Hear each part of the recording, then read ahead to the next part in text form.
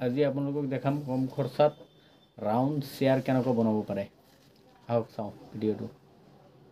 এইটো চাওক, এনেকুৱা আপোনাৰ য'ত গাড়ী কাটিং কৰে তাত এনেকুৱা চিট পাই যাব। এইবিলাক চিট, মোৰ এইটো ফাটি গ'ল, চাব পাৰে এনেকুৱা চিট পাই যাব।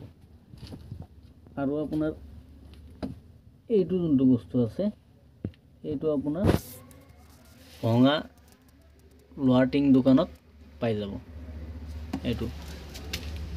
এইটো হ'ল আপোনাৰ হাৰ্ডৱেৰ দোকানত পাব বস্তু।